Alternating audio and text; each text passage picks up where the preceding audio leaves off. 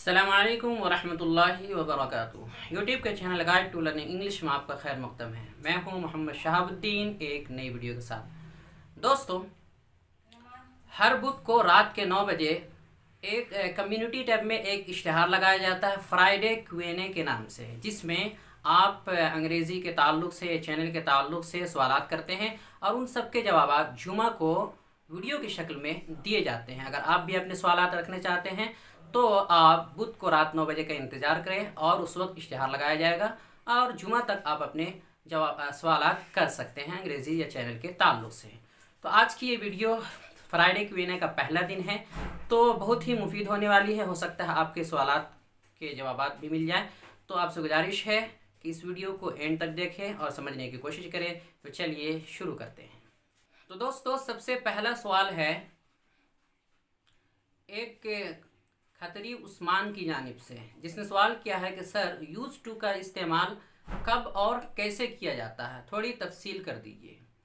तो याद रखें, यूज़ टू का इस्तेमाल वैसे तो थोड़ा तफसीली है, लेकिन मुख्तसरन ये समझ लीजिए कि यूज़ टू का इस्तेमाल आम तौर पर गुज़रे हुए ज़माने में, यानी पास्ट की आदत या हालत को बताने के लिए किया जाता है जो ख़त्म हो चुका है। यानी गुज़रे हुए ज़माने में जो आदत थी या जो हालत थी वो अब ख़त्म हो चुकी है, उसको बताने के लिए यूज़ टू का इस्तेमाल किया जाता है। जैसे मैं पढ़ा करता था, मैं स्कूल जाया करता था, मैं खेला करता था। तो ये ताथा का जो उर्दू में जो इस्तेमाल होता है, ये उसके लिए यूज़ टू का इस्तेमाल होता है। जैसे कहना हो अगर कि मैं पहले स्मोकिंग किया करता था, अब नहीं करता हूँ, तो ये कह सकते हैं I use to smoke now but now I have stop.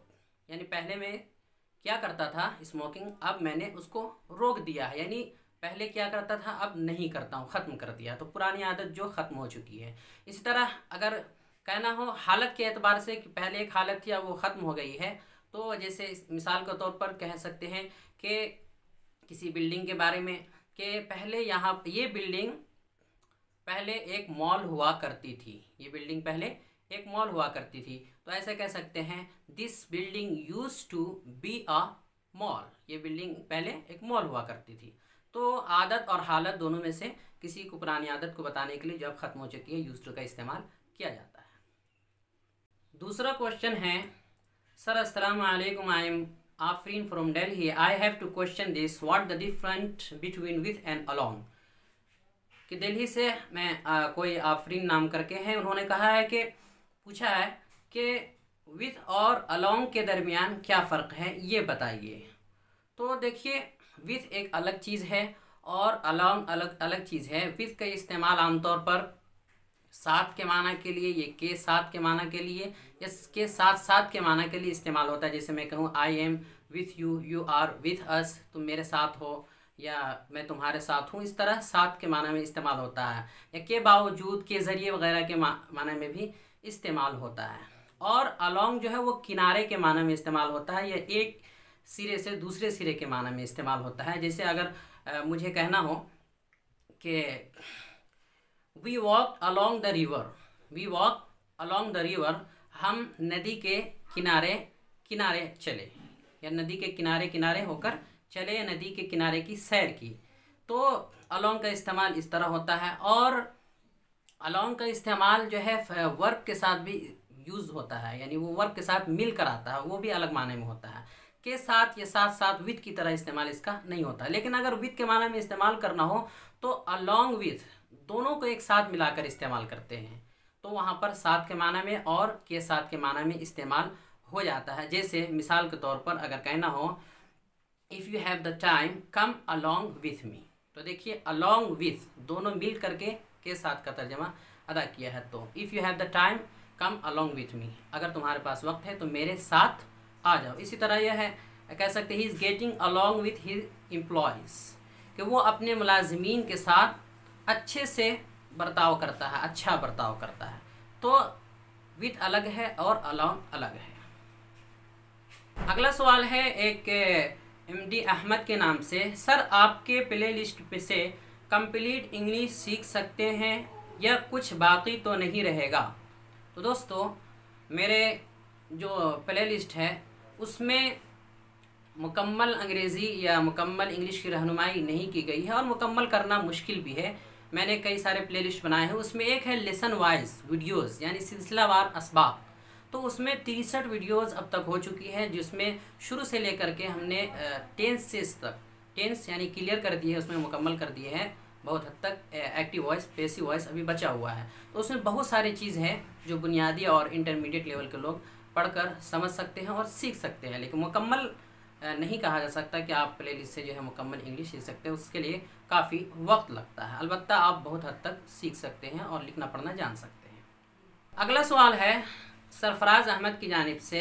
उन्होंने पूछा कि स्मॉल और शॉर्ट में फ़र्क और यूज़ कैसे होंगे। तो देखिए, वैसे तो और भी बहुत सारे फ़र्क हो सकते हैं, लेकिन छोटा सा फ़र्क याद रखिए कि स्मॉल कहते हैं किसी भी छोटी चीज़ को जो साइज़ में और तादाद में बड़ी छोटी हो, साइज़ या तादाद में छोटी हो। जैसे लड़के के बारे में बोलना हो कि छोटा लड़का है तो कह सकते हैं this is the small boy, या this is a small boy, या बिल्डिंग के बारे में कह सकते हैं this is the small building. तो जो साइज़ में जो चीज़ छोटी हो उसके लिए स्मॉल का इस्तेमाल होता है, या नंबर में, तादाद में। इसी तरह और जो शॉर्ट का इस्तेमाल होता है वो फासले में जो चीज़ शॉर्ट हो और छोटी हो उसके लिए इस्तेमाल होता है। जैसे एक किनारे से लेकर, एक जगह से लेकर दूसरी जगह के लिए अगर कहना हो कि यहाँ से लेकर वहाँ तक जो है वो रूट क्या है, शॉर्ट है, जैसे शॉर्टकट इस्तेमाल करते हैं। या लाइन लगी हुई है तो लंबी लाइन है तो उसको एक होती है लंबी लाइन, एक होती है छोटी लाइन। तो जो छोटी लाइन होगी उसको शॉर्ट लाइन कहेंगे। तो डिस्टेंस में जो छोटा हो, कम हो, उसके लिए शॉर्ट का इस्तेमाल होता है, और साइज या नंबर तादाद में जो छोटा हो उसके लिए स्मॉल का इस्तेमाल होता है। अगला सवाल है सर इंग्लिश राइटिंग को कैसे इम्प्रूव कर सकते हैं। देखिए, इंग्लिश राइटिंग को इम्प्रूव करने के लिए ज़्यादा से ज़्यादा लिखना पड़ेगा। आप चाहे तो जो है वो प्रैक्टिस के लिए, इंग्लिश प्रैक्टिस के लिए नोटबुक वगैरह आती, किताब आती है, वो आप जा कर के ले लें किसी भी स्टेशनरी की दुकान से, वहाँ मिल जाएगी, और खूब मशक करें। हो सके तो आप कर्सिव राइटिंग ले लें, या और सिंपल राइटिंग भी सीख सकते हैं। तो जितना ज़्यादा मशक करेंगे उतना ज़्यादा आएगा। आप चाहे तो यूट्यूब पे सर्च करके भी सीख सकते हैं इंग्लिश राइटिंग आर्ट या प्रैक्टिस के लिए, वो लोग सिखाते हैं बहुत सारा, वहाँ से भी सीख सकते हैं। तो जितना लिखेंगे उतना ज़्यादा इम्प्रूव होगा। तो अगला सवाल है इस्लामिक नॉलेज की जानिब से। उन्होंने कहा है कि क्या हर सब्जेक्ट फ़ाइल होता है, क्या हर सब्जेक्ट फ़ाइल होता है। तो देखिए, इंग्लिश में सब्जेक्ट ही होता है, और जिस तरह अरबी में जो है मुब्तदा भी होता है, फ़ाइल भी होता है, तो अलग अलग चीज़ें होती हैं। तो फ़ाइल जो है वो फ़ेल के बाद आता है, मुब्तदा आमतौर पर शुरू में आता है। लेकिन इंग्लिश में ऐसा कोई फ़र्क नहीं होता है कि फ़ाइल के लिए अलग और जो है मुब्तदा के लिए अलग। सब्जेक्ट ही होता है, चाहे उसे आप फ़ाइल कह लें चाहे उसे आप मुब्तदा कह लें, बात बराबर है, लेकिन सब्जेक्ट ही होता है और सब्जेक्ट ही कहलाता है, उसे ही हम फ़ाइल या मुब्तदा कह देते हैं। अगला सवाल है मुस्तफ़ा की जानिब से। उन्होंने पूछा है कि सर, सवाल यह है कि अक्सर जुमलों के शुरू में हैव का इस्तेमाल होता है, जैसे आई हैव डन इट। सवाल यह है कि जुमलों के शुरू में देयर का भी इस्तेमाल होता है, तो उसकी तफसील और कुछ वजाहत वगैरह उन्होंने तलब की है कि देयर का इस्तेमाल कैसे होता है। मुस्तफ़ा साहब पालनपुरी। तो देखिए, देयर एक मुस्तकिल बहस है। इन्होंने पूछा भी है कि अगले सबक में देयर का इस्तेमाल आएगा कि नहीं आएगा। मुस्तकिल हम देयर के ऊपर एक वीडियो बनाएंगे, लेकिन मुख्तसर ये समझ लीजिए कि कोई भी जुमला जो मुकम्मल होता है वो सब्जेक्ट, हेल्पिंग वर्ब और कॉम्प्लीमेंट या फिर आगे ऑब्जेक्ट से मिलकर, जैसे सिंपल सेंटेंसेज में आमतौर पर देयर का इस्तेमाल होता है कि वहाँ हम जब लिखते हैं कि मैं एक स्टूडेंट हूँ, आई एम अ स्टूडेंट, तो देखिए आई एक सब्जेक्ट हुआ, एम एक हेल्पिंग वर्ब हुआ, और स्टूडेंट ऑब्जेक्ट कह सकते हैं इसे, या कॉम्प्लीमेंट कह सकते हैं। तो जिसमें सब्जेक्ट या फिर जो आखिर में आने वाला कॉम्प्लीमेंट या ऑब्जेक्ट है वो अगर ना हो तो उसकी जगह देयर का इस्तेमाल करते हैं शुरू में जुमला को मुकम्मल करने के लिए। इसी तरह जुमला कोई भी हो वो प्रीपोजिशन से शुरू नहीं होता है, जैसे इन हो गया, इन फ्रंट हो गया, फ्रॉम हो गया, इनसे शुरू नहीं होता है। तो किसी जुमले में अगर इस तरह के इन फ्रंट या इन, एट, ऑन वगैरह हो और मुकम्मल ना हो रहा हो तो वहाँ पर देयर का इस्तेमाल करते हैं। जैसे मिसाल के तौर पे मैं आपको समझाता हूँ, अगर बोलना हो एक राजा था, तो एक राजा था यहाँ पर सिर्फ सब्जेक्ट है, क्या था कुछ पता नहीं है। ऐसा कहानियों में बोलते हैं कि एक राजा था, उसकी एक रानी थी। तो एक राजा था, इसके लिए इंग्लिश कैसे बनाएंगे? एक राजा था के लिए बन जाएगा आ किंग वाज, वाज तक तो जुमला मुकम्मल नहीं हुआ, आगे कॉम्प्लीमेंट की ज़रूरत है, ऑब्जेक्ट की ज़रूरत है जो आपने दिया नहीं, तो आगे तो कुछ कहा भी नहीं किया उर्दू में, ऐसा ही उर्दू में इस्तेमाल करते हैं। तो जब ऐसा जुमला हो तो उसके लिए देयर का इस्तेमाल करते हैं। तो सब्जेक्ट या ऑब्जेक्ट की जगह देयर का इस्तेमाल करते हैं अगर सब्जेक्ट या ऑब्जेक्ट में से एक चीज़ ना हो तो। अब यहाँ पर जुमला बनेगा देयर वाज अ किंग, एक राजा था। ठीक है। इसी तरह बोलना घर में एक चोर है, तो घर में एक चोर है के लिए बन जाएगा घर में के लिए बन जाएगा एट होम, एक चोर है के लिए बन जाएगा a thief is at home. तो देखिए ये जुमला मुकम्मल नहीं हुआ इसलिए कि अ थीफ सब्जेक्ट तो मिल गया लेकिन ऑब्जेक्ट इसका नहीं है। ऑब्जेक्ट इसलिए नहीं है कि एट होम ये प्रीपोजिशन है, एट ये प्रीपोजिशन है, प्रीपोजिशन जो है वो मुताल्लिकात में होता है, लेकिन ऑब्जेक्ट या कॉम्प्लीमेंट जो है उसका होना ज़रूरी है।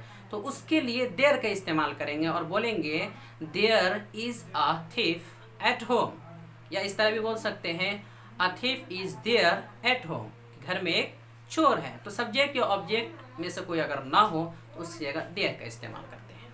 अगला सवाल है अबू रेहान की जानिब से। उन्होंने पूछा है कि मेरा सवाल ये है कि ज़माना माजी मुकम्मल के मुस्बत जुमले में अक्सर दो कामों का होना पाया जाता है, तो ऐसे जुमले में किसी काम की अंग्रेज़ी पहले बनाई जाएगी, जैसे ख़त लिखने के बाद साजिद ने दरवाज़ा बंद कर लिया था, या तुम्हारे आने से पहले मैं जा चुका था। इन दोनों में कौन पास्ट परफेक्ट और कौन पास्ट इंडेफिनिट है? तो देखिए जो इस तरह के जो दो जुमले होते हैं जिसमें एक साथ जो है आगे पीछे दो कामों का जिक्र होता है कि मेरे आने के बाद वो गया था, तो ख़ास तौर पे जो माजी के जुमले होते हैं, जैसे मिसाल के तौर पे कहना हो कि तुम्हारे जाने के बाद वालिदा आई थी, तो ऐसे में जो काम सबसे पहले हुआ है वहाँ पर हैड का इस्तेमाल करते हैं, यानी थर्ड फॉर्म का इस्तेमाल करते हैं पास्ट परफेक्ट का। और जो काम बाद में हुआ है वहाँ पर सिंपल पास्ट इंडेफिनिट यानी पास्ट की पहली किस्म का इस्तेमाल करते हैं। जैसे मिसाल के तौर पर तुम्हारे जाने के बाद वालिदा आई थी, तो पहले कौन सा काम हुआ है? जाने का काम पहले हुआ, वालिदा बाद में आई है। तो हम बनाएंगे मदर केम, तो वालिदा आई थी तुम्हारे जाने के बाद, आफ्टर यू हैड गॉन। तो देखिए यहाँ पर जो काम बाद में हुआ है यू हैड गॉन, उसमें हमने हैड का इस्तेमाल किया है कि तुम्हारे आने के बाद वालिदा आई थी। तो जो काम पहले हो उसके लिए उसमें थर्ड फॉर्म और हैड का इस्तेमाल करते हैं, और जो काम बाद में हो उसके लिए जो पास्ट का जो सबसे पहले वाली किस्म है यानी पास्ट इंडेफिनिट टेंस, उसका इस्तेमाल करते हैं। अगला सवाल है परवेज साहब की जानिब से कि उन्होंने पूछा है कि सर ऐसी कोई अच्छी सी किताब बता दीजिए जिससे इंग्लिश इबारत अच्छे से पढ़ने आ जाए। तो देखिए ऐसी इंग्लिश इबारत पढ़ने के लिए अच्छे से किसी किताब की ज़रूरत नहीं है, बल्कि मश्क की ज़रूरत है।